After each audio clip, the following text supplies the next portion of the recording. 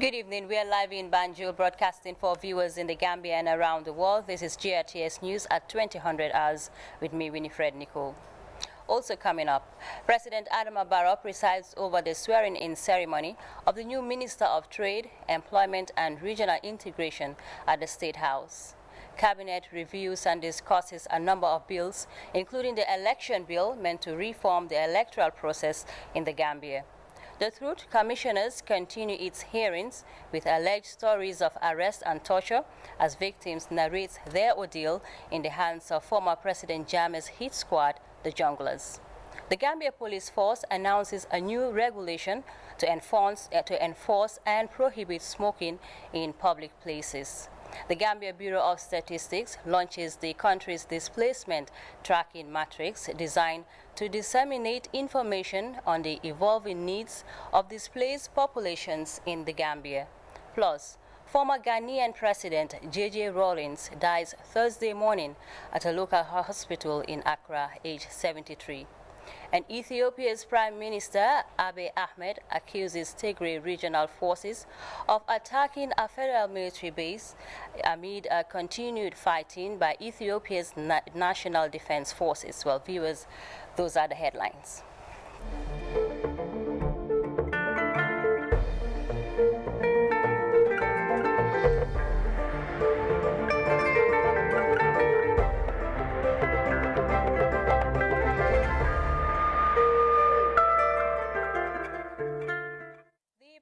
His Excellency Adama Barrow on Thursday presided over the official swearing-in ceremony of the new Minister of Trade, Employment and Regional Integration, Sidi Keita, at the State House. Mr. Keita replaces Lamin Job, who has been redeployed to the Foreign Service as ambassador to the Republic of Guinea-Bissau. As we hear in this report by Momodou Diallo, Sidi Keita is expected to bring a wealth of experience and knowledge into the ministry as he boasts of an enviable track record working with renowned international institutions for more than a decade. Sidi Keita was sworn in as the new Minister of Trade, Industry, Employment and Regional Integration at the ceremony at the State House. I, Sidi Keita, do swear that I will execute the functions of the Office of the Minister of Trade, Industry, Regional Integration and Employment of the Republic of the Gambia without fear or favor, affection or ill will, according to the Constitution and other laws of the Gambia. So help me God. In his acceptance speech, Keita said he was humbled by the trust and confidence reposed on him. I deem it a civic duty to partake in the development of my country and hence the consideration of the common good for the Gambia override my personal interests. I take this opportunity to call on fellow Gambians to participate in national development, as the development of the Gambia is the business of every Gambian. President Barrow congratulated the new minister on his appointment, expressing hope that he will rise to the challenge, given his experience, knowledge, and enviable track record. Honorable Keita's appointment is prompted by his track record as a professional with a wealth of knowledge, experience, and exposure, both nationally and internationally.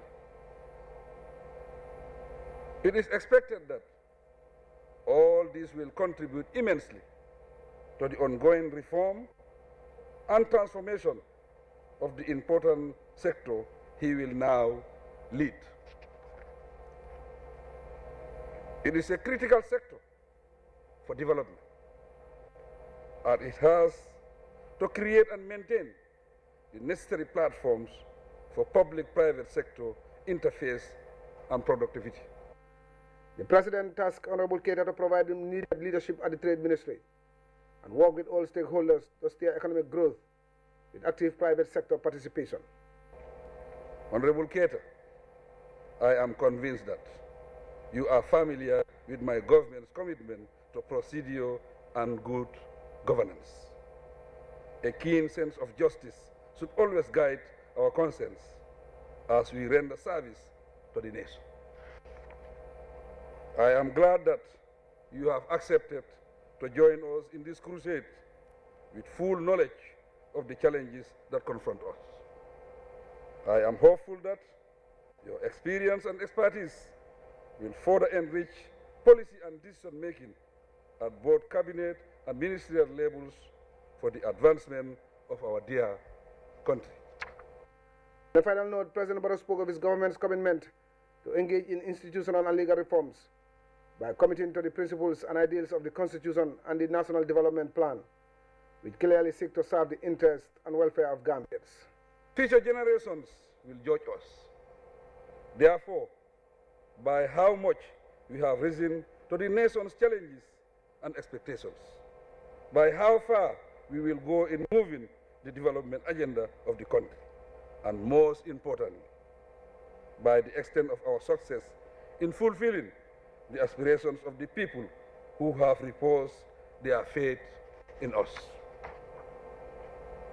These concerns have solidified the guiding principles that inform what we do as a government.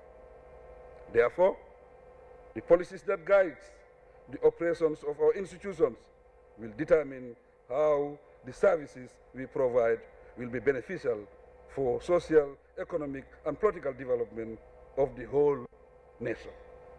The President finally assured Honorable Keita of his support, adding that as a team, his government will work to break new grounds and build on the successes already registered.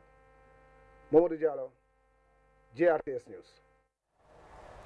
Meanwhile, Cabinet convened this Thursday to review and discuss a number of bills tabled by the Attorney General and Minister of Justice, Dauda Jallow. The most prominent among these is the election bill, which seeks to reform the electoral process in the Gambia. After their deliberations, the Attorney General spoke to the press corps on the significance of these developments. Let's take a listen. Today we looked at the elections bill. Cabinet have taken time to go through it thoroughly, and some observations have been made. And as the Minister of Justice, I am required to go back and make some improvements. And when we come back to next cabinet, we intend to finalize on the bill. So it is still work in progress. We are going to go and look into the concerns of cabinet. And then come up with a revised draft to cabinet, next cabinet, hopefully next week. So it is still a document in progress, but the key one that I can inform the public is cabinet is seriously looking into our state of preparedness to introduce a paper ballot system. And I am required to go back and work on that, and hopefully we will represent it to cabinet next week. Well, the elections bill forms part of the overall legislative reform that has been promised by this government. We are in a transition, and there was a promise that comprehensive legislative reform will be undertaken. A lot of those reforms are on. Several bills are currently before the National Assembly.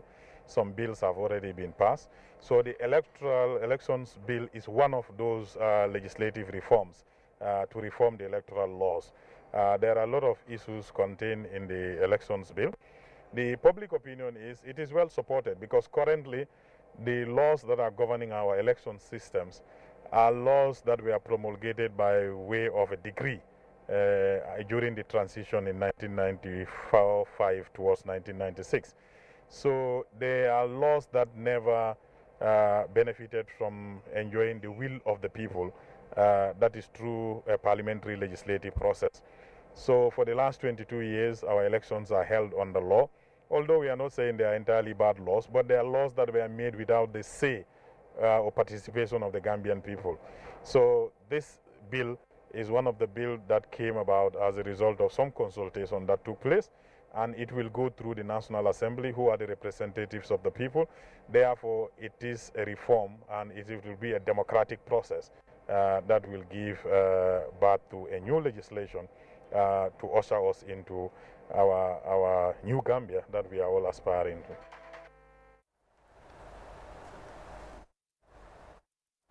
The Attorney General and Minister of Justice, Dauda Jallow, speaking to the press corps on the significance of these developments.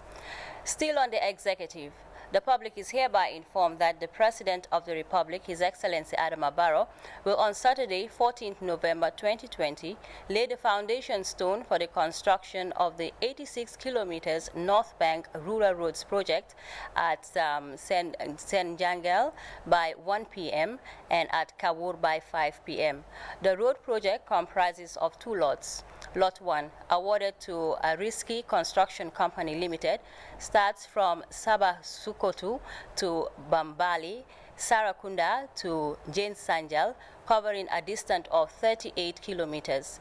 Lot 2, awarded to CSE Company, covering Kawur to Jimbala, Kawur Janekunda to the Senegalese border village of Kir Chendu, Kir Jibul to Kir Uldel to Batinger, Chamen Nyanija, Budok to Nyanga Bantang, a combined total distance of 48 kilometers.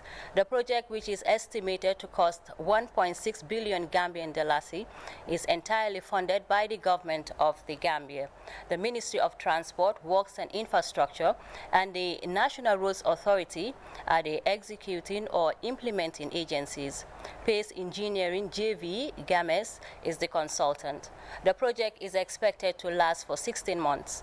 The completion of the project would be an important addition to the national secondary roads network, thereby improving rural-urban connectivity and push towards the attainment of one city-state. Attendance to the event is open to all, especially communities around the region. The Minister of Finance and Economic Affairs on Thursday presented the draft estimates and revenue for the 2021 fiscal year that was tabled before deputies at the National Assembly. As we hear in this report by Uminjai, the Finance Minister also gave a detailed spendings of the draft estimates. Deputies convened the National Assembly chambers for the fourth ordinary session of the 2020 legislative year. Proceedings began with the swearing-in of the newly elected National Assembly member who took oath of office to diligently serve the nation. I, Honorable Birom J.S. Sow, having been elected as member of the National Assembly of the Republic of the Gambia, do hereby swear that I shall be faithful and bear true allegiance. Next on the day's activities saw the laying of the draft 2021 estimates of revenue and expenditure of the Gambia from the period 1st January to 31st December. The document presented by the Finance Minister before lawmakers detailed the expected expenditures for the 2021 fiscal year. Section 21, subsection 1 of the Public Finance Act equally requires the Minister to lay before the National Assembly the appropriation bill at least 30 days before the end of the financial year. So too does Section 24 of the same Act, which specifies the content of the appropriation bill documents. The 2021 budget is designed to effectively respond and serve as both a mitigation and adaptation tool, accelerating the pace of economic recovery in the country. Finance Minister Njai stated the coronavirus pandemic has seen a massive slowdown in economic growth, negatively impacting on growth prospects. The coronavirus pandemic has negatively impacted growth prospects across the globe and dampened initial optimistic growth forecasts from the pre-COVID-19 era. The case of the Gambia is no exception. On the country's monetary policy, Finance Minister informed the Assembly that the inflation rate is projected to decline from 7.1% in 2019 to 6.5% in 2020. This, he added, was due to a number of factors. The higher inflation rate in 2019 was due to several factors, including one-time hike in postal charges in March 2019 and an increase in food price associated with the Ramadan and a low food harvest. Meanwhile, the 2020 inflation rate is anchored on a stable exchange rate and increased domestic food supply supported by government intervention to promote agriculture and a sound monetary and fiscal policy implementation. The draft estimate was moved and seconded by deputies. The document is set for proper scrutiny by National Assembly members on a later date. Ominjai, GRTS. Away from that, following the launching of the National Tobacco Control Act 2016 in the Gambia in 2017, the Gambia Police Force on Thursday announced its new regulations to enforce the act. And to this effect, the Assistant Inspector General of Police Ibrahim Abba disclosed that smoking in public places is now prohibited. Let's take a listen for more on that. The general public is hereby informed that the Gambia Police Force, in collaboration with the Ministry of Health and other law enforcement agencies, which includes environment inspectors, custom officers, public health officers, and any other person appointed by the minister as authorized officer, will begin enforcement of the Tobacco Control Act 2016 and Regulation 2019 with immediate effect.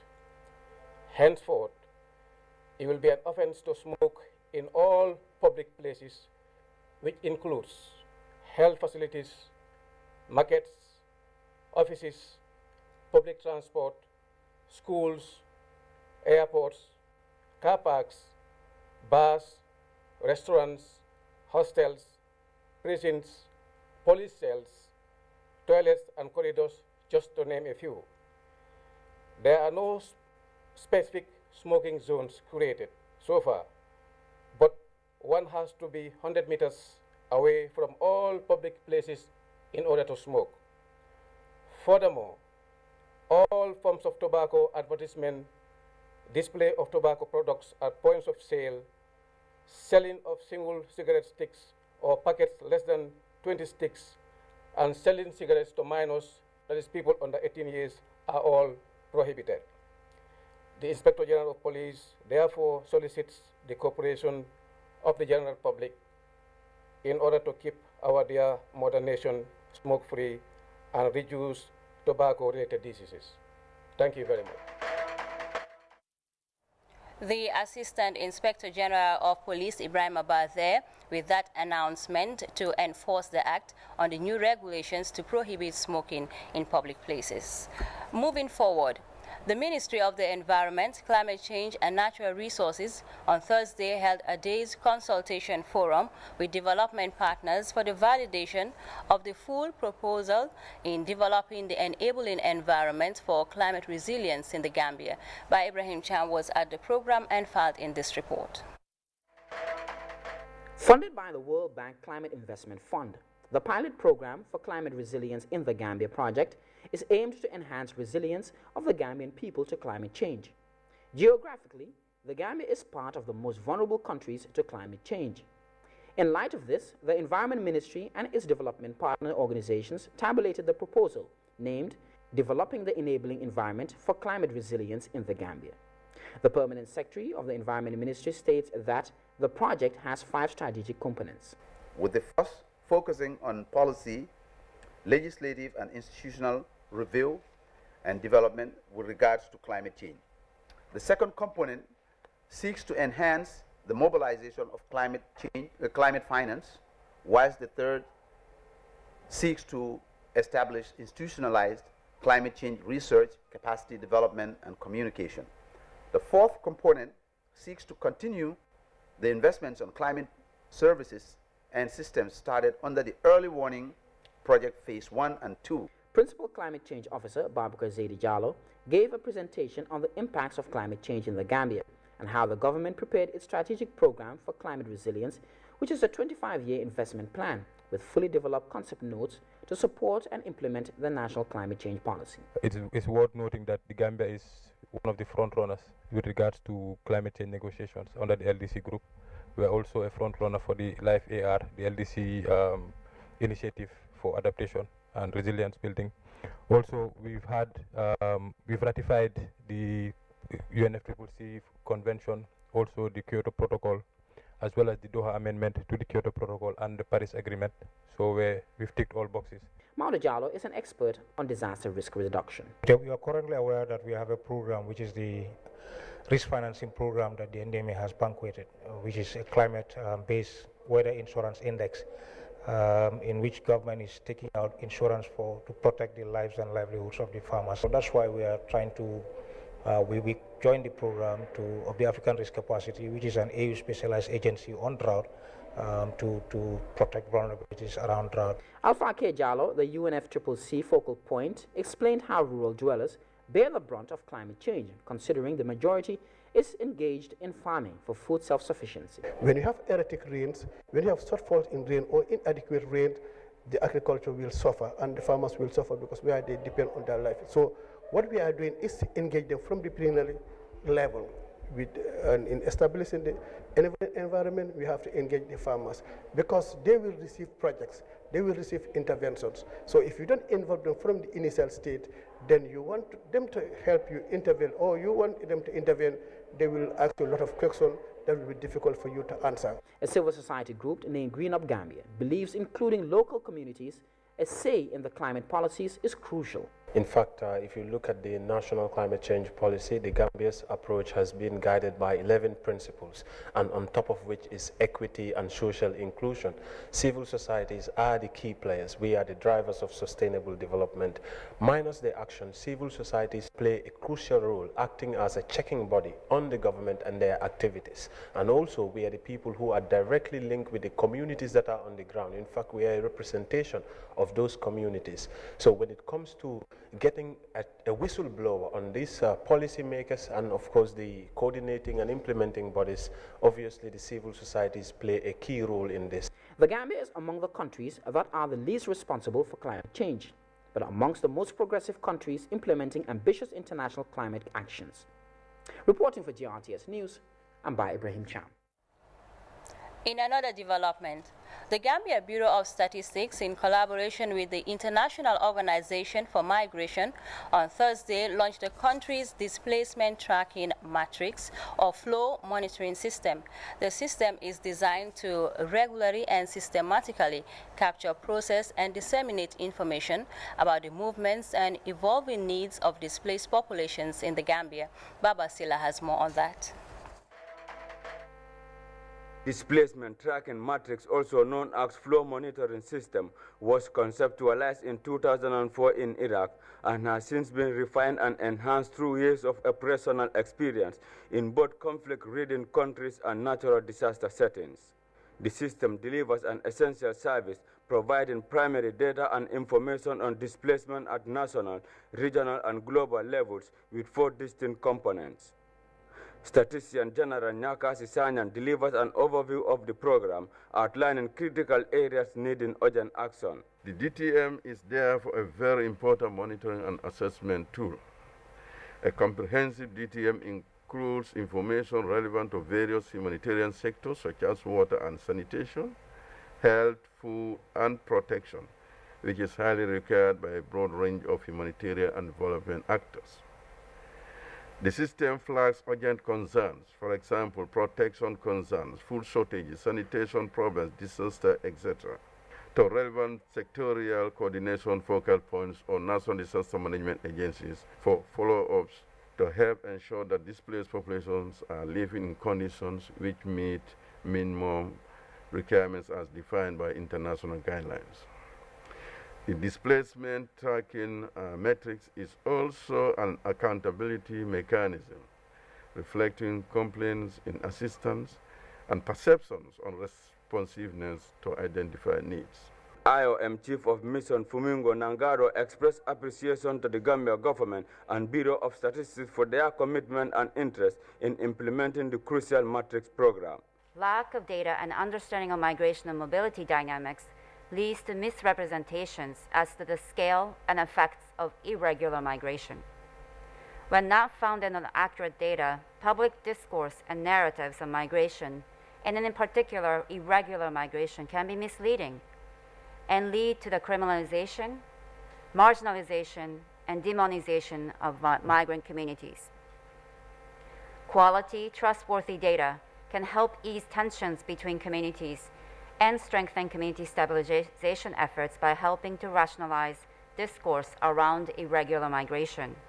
Furthermore, and equally more importantly, a better understanding of the needs and vulnerabilities of migrants can inform policies for supporting and protecting vulnerable migrants, which in turn would address sources of potential tension and conflict in the country. The IOM chief, however, raised great concern over the magnitude of migration in the continent, which he said has prompted her organization to set up flow monitoring points in various countries across the region. The Gambia is a transit destination for an increasing number of domestic and international migrants. It is estimated that between January 2017 and July 2020, over 5,200 migrants returned to the country, mainly from war-torn countries like Libya and Niger. For GRTS News, I am Baba Silla. Similarly, the Chinese ambassador to the Gambia, His Excellency Ma Jiangchung, on Thursday handed medical items to the mayor of Kanifing Municipal Council, Talib Ahmed Bensouda. The donation is meant to contain the spread of the COVID-19 in schools within the KM. Senabu Jain was there and she now reports. China continues its support program to the Gambia with latest delivering vital pandemic control materials to the Kanifing municipality. The ambassador of the People's Republic of China to the Gambia, Ma Jiangchun, said that adequate efforts are needed to combat the second wave of the COVID-19, which has already affected daily public life in other countries. The consignment of items handed over to the Kanifing municipality will assist schools in building safety to combat the virus. Half a month ago, as schools in Kanifing municipality were reopening, the municipal council expressed to us their concerns over the school shortage of sufficient health equipment and requested assistance.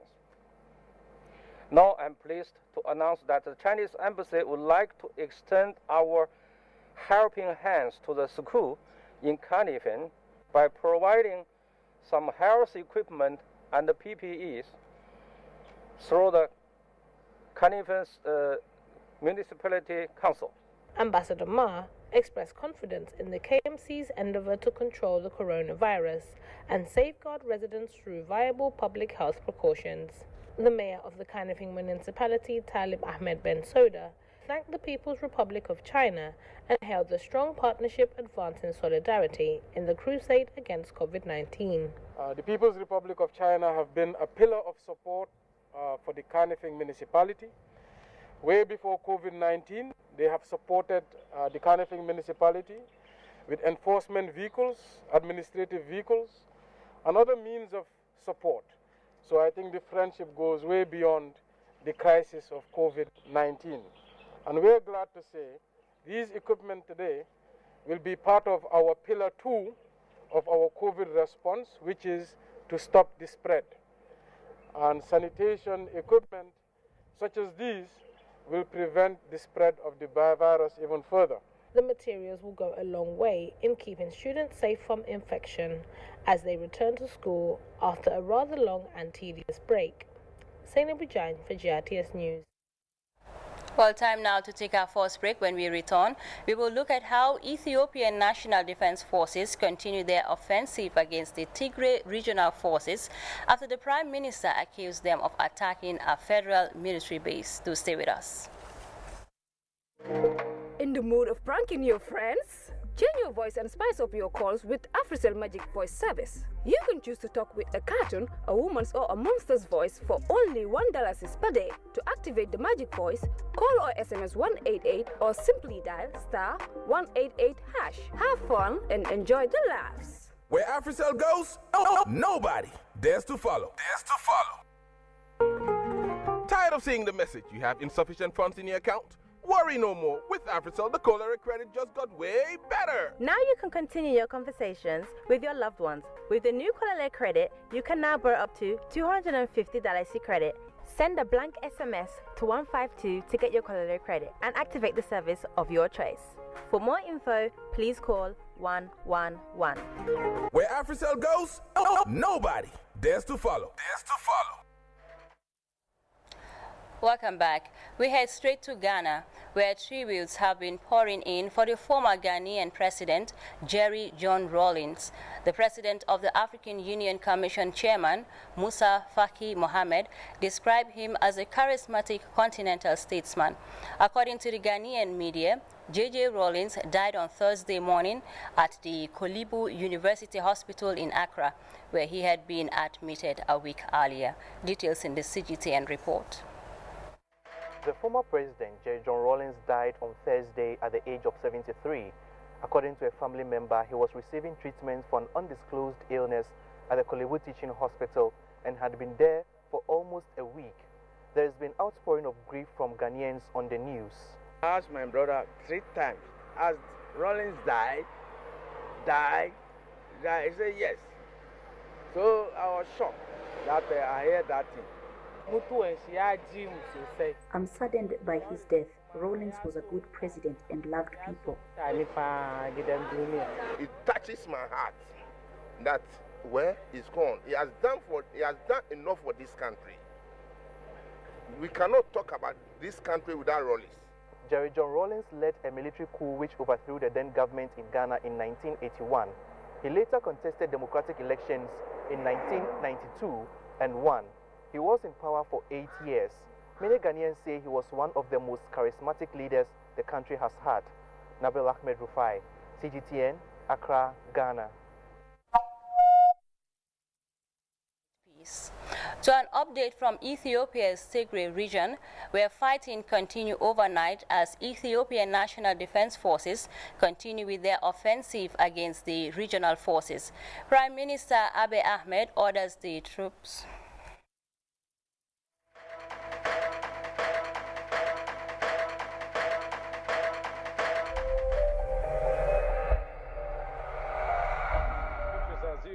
In the northern Ethiopia, Tigray regional state, the National Defense Force are still engaging forces loyal to the TPLF, that's the regional state's leading party itself.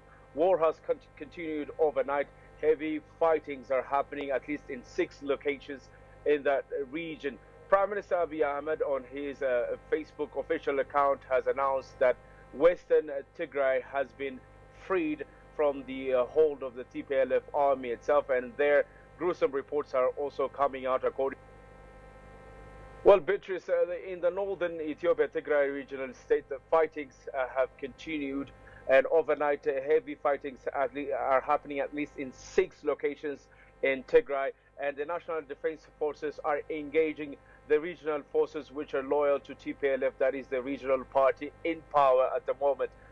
Prime Minister Abiy Ahmed on his official Facebook account said that soldiers have been found, tied up and killed gruesomely.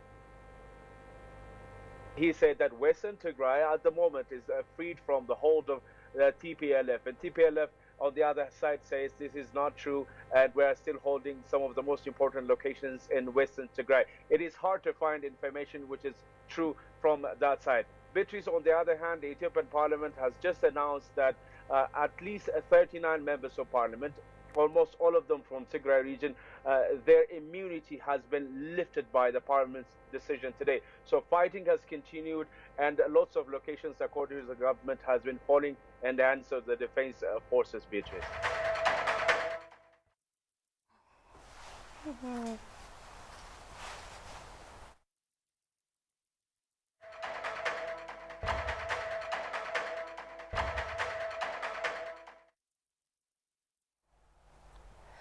Well, that's the news, but before we take leave of you, a quick look at our top stories.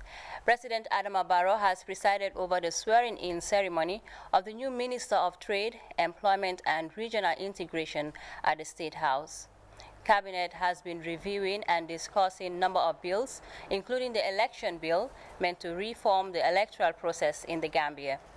Truth commissioners have continued their hearings with alleged stories of arrest and torture as victims narrate their ordeal in the hands of former President Jammeh's hit squad, the Junglers. The Gambia Police Force has announced a new regulation to enforce and prohibit smoking in public places. The Gambia Bureau of Statistics has launched the country's displacement tracking matrix, designed to disseminate information on the evolving needs of displaced populations in the Gambia. Plus, former Ghanaian President J.J. Rawlings has died Thursday morning at a local hospital in Accra, aged 73. And Ethiopia's Prime Minister Abiy Ahmed has accused Tigray regional forces of attacking a federal military base aimed amid continued fighting by Ethiopia's National Defense Forces. Well, viewers, that was all in this edition of the News at 8. Join us at 2200 hours for more news. Until then, do stay tuned and enjoy the rest of our programs.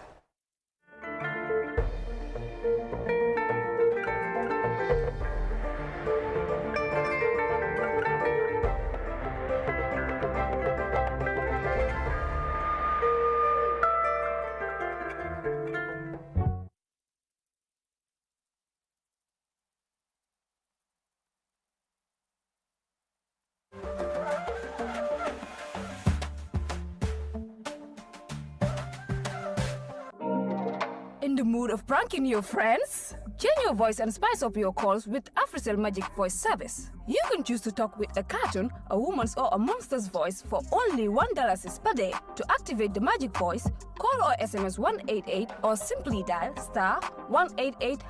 Have fun and enjoy the laughs. Where AfriCell goes, nobody dares to follow.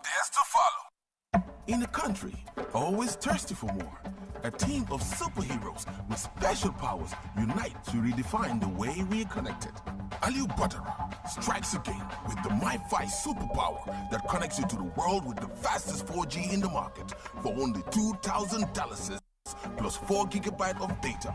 The MiFi superpower can connect 10 people all at once. AfriCell got office with the power to change the world.